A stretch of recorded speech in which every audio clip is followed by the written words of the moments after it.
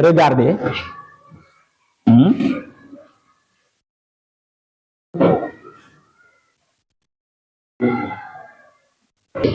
Qu'est-ce que vous voyez sur les images?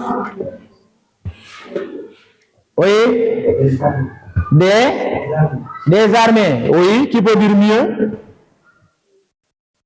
Oui. C'est pas totalement faux. Oui. On voit des soldats. Très bien. On voit des soldats. Comment on les appelle? Comment on les appelle? Ce sont des soldats, d'accord, ce sont des militaires. Mais eux, quand vous voyez comment ils sont habillés, ils sont habillés en culotte, très bien, avec un habillement un peu différent des militaires. Donc ces soldats-là, on les appelle tout simplement on les appelle les tirailleurs sénégalais. On les appelle les tirailleurs. On les appelle les tirailleurs sénégalais. On les appelle les tirailleurs sénégalais. On les appelle les tirailleurs sénégalais. Donc aujourd'hui, c'est ce qu'on va voir en histoire. L'histoire des tirailleurs sénégalais. Attends, répète, les tirailleurs sénégalais. Les tirailleurs sénégalais. Les tirailleurs sénégalais. La rangée là. Ici. Arrivé sur les ardoises, les tirailleurs sénégalais.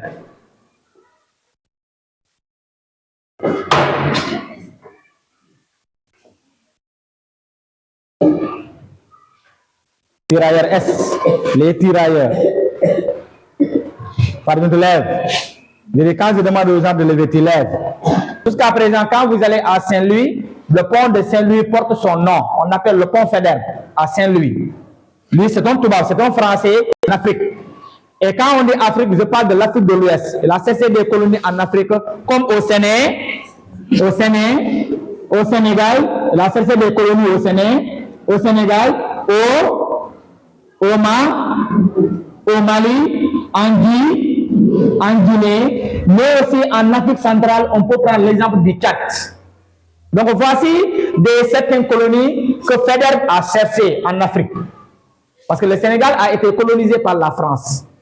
Donc on les appelle des colonies à partir de 1850-57. Mais qu'est-ce qui s'est passé à partir de 1900?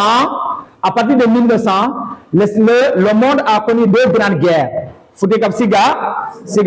On appelle la première guerre mondiale et la deuxième guerre mondiale. Il y avait la première guerre mondiale, mais aussi il y avait la deuxième guerre mondiale. Pendant ces deux guerres mondiales, qu'est-ce qui s'est passé? Lui, le Sénégal n'était pas engagé dans la guerre. Le Sénégal, beaucoup de Foutekab.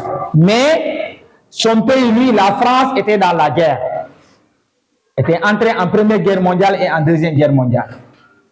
Maintenant, qu'est-ce qu'il faut faire? Et quand on parle de guerre, on a besoin des personnes, des soldats. On a besoin des soldats, des gens pour aller aider la France à s'engager dans la guerre. Donc, Faidherbe, qu'est-ce qu'il a fait? Lui, comme en Afrique, ils ont des colonies au Sénégal, au Mali, en Guinée et en Tchad. Qu'est-ce qui s'est passé? Il est venu dans ces colonies-là, ils sont venus faire ce qu'on appelle le recrutement. Ils sont venus prendre des gens valides, c'est-à-dire des hommes qui sont forts pour aller aider la France dans la guerre. Auparavant, c'était des colonies. Le Sénégal n'était pas un pays indépendant. Donc, ils ont recruté au Sénégal pendant la Première Guerre mondiale des gens pour aller faire la guerre. Leur rôle, c'est aller aider la France, parce que la France était en guerre. On les prenne ici pour les amener. Maintenant, comment on les a amenés? Il y a d'autres qui ont été forcés. On vient, on les prend par la force. Des hommes qui sont costauds, on les prend par la force. D'autres, on les motive. Cela veut dire quoi? On vient dans les royaumes, on donne les chefs des rois, on leur donne tout simplement de l'argent, ou bien on leur donne tout simplement des produits pour les échanger avec des hommes. Donc d'autres ont été mobilisés pour la guerre par la force, il y a d'autres, on les a amenés par la force, mais il y a d'autres, on les a motivés, on donne de l'argent à leur papa, les parents leur laissent partir. Ou bien d'autres même, ils ont dit que quand ils partent là-bas, il y a un peu d'argent, il se dit que moi, j'ai pris l'engagement aujourd'hui de m'engager ce qu'on appelle avec les tirailleurs sénégalais. Donc d'autres sont partis par la force. On les a fait. Il est le moment de les payer. Pour payer les salaires, ils ne les payent pas au même niveau que les soldats français. Cela est-il normal? C'est pas normal parce qu'ils font le même travail sur le champ de bataille. Mais au moment de les payer, les soldats français sont mieux payés. On les paye plus, mais les soldats, ce qu'on appelle les tirailleurs, on ne leur donne pas beaucoup d'argent. Donc c'est ça qu'on appelle en français une injustice. Ils ont subi ce qu'on appelle d'abord pendant la guerre, ils ont subi d'abord une injustice. Nous aussi, que parmi les soldats qui sont partis là-bas, il y a beaucoup qui sont morts pendant la guerre. Des milliers de soldats sont morts qui n'ont pas pu retourner au Sénégal. Ils sont morts pendant la guerre, pendant les deux guerres, en aidant la France, la France de se libérer. Donc, quand vous voyez, ils ont subi au moins 3 coups. D'abord, le premier coup, c'est l'injustice au niveau du traitement salarial, des salaires, la discrimination. On les juge pas ou bien on les traite pas au même niveau que les soldats français. Mais troisièmement, on a subi des pertes humaines. Ils ont perdu beaucoup de soldats africains qui sont partis là-bas, qui sont morts, ce qu'on appelle dans les champs de bataille. Et pour ça, est-ce qu'ils ont fait ça pour le Sénégal? On a fait ça pour tous ces sacrifices. Ils l'ont fait pour qui? Ils ont fait ça pour qui? Pour quel pays? Pour très bien, tout ça c'était pour la France. Tout ça c'était pour la France. La fin de la guerre, à partir de 1944, ces soldats-là, quand il n'y a pas de guerre, un soldat, qu'est-ce qu'il faut faire? Il faut le faire retourner dans son camp. Il n'y a pas de guerre. Ils vont rester dans le centre de combat. Ils vont faire quoi? Il faut le faire retourner où? Dans leur camp. Vous connaissez tous ce qu'on appelle des camps militaires. C'est en ce moment que tous les soldats là, les Maliens, les Guinéens et les Sénégalais qui étaient engagés en guerre, et après la guerre, qui sont restés en vie, qui ne sont pas morts, on les a fait retourner ici au Sénégal. Et lorsqu'on les a amenés au Sénégal, il y a un camp qui est à Dakar qu'on appelle le camp Thiaroye. On appelle ça le camp Thiaroye. Camp Thiaroye.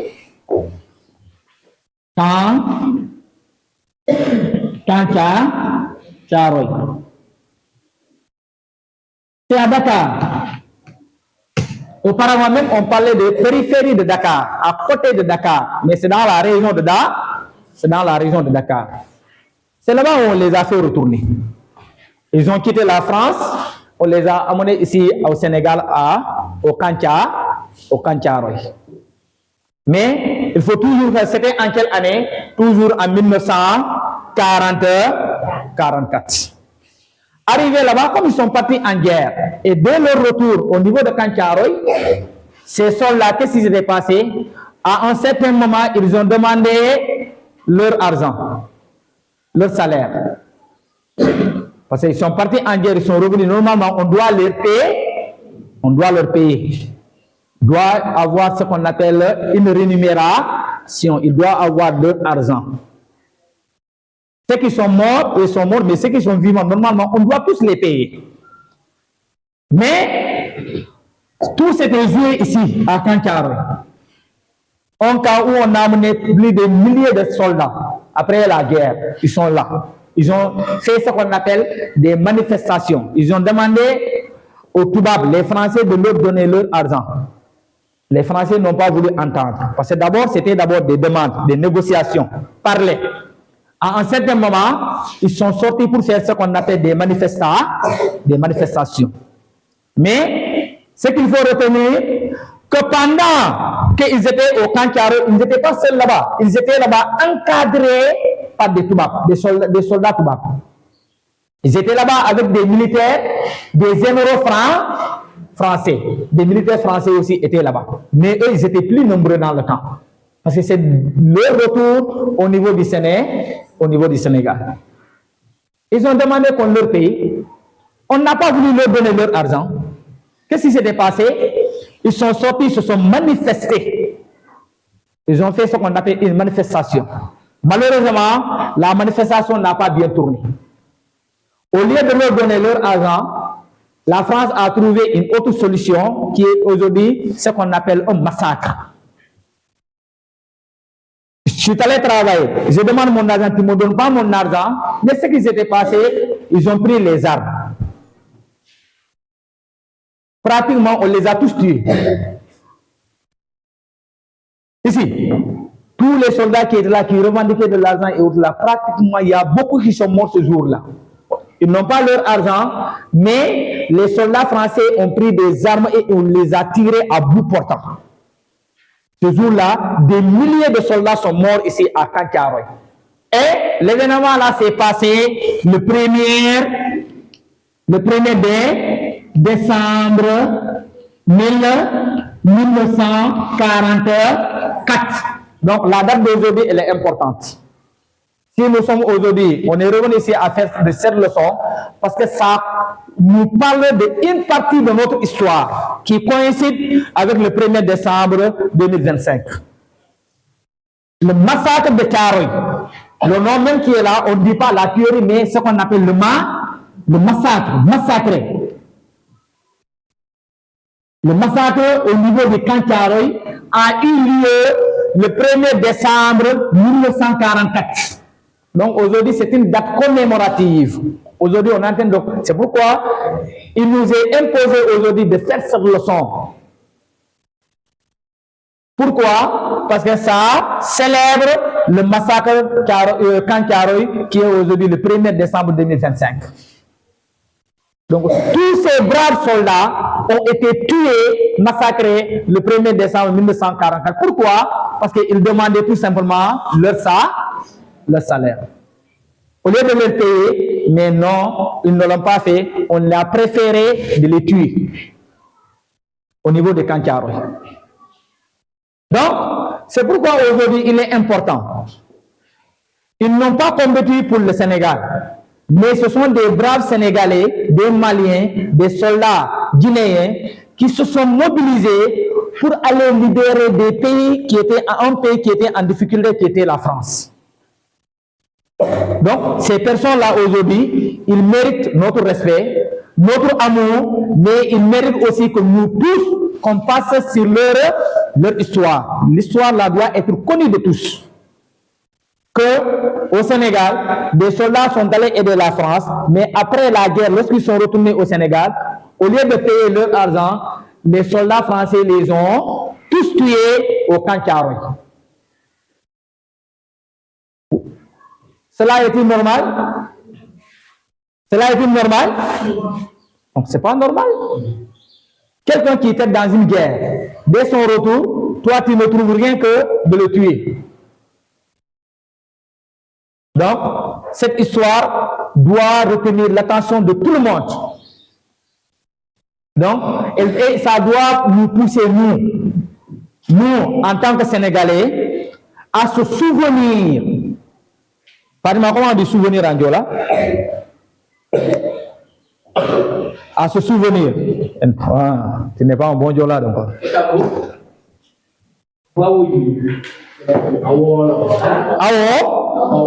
Kawolo, très bien. Ça doit nous interpeller nous tous de se souvenir de leur sacrifice, ce qu'ils ont fait, et de leur bravoure. De leur sacrifice et de leur bravoure.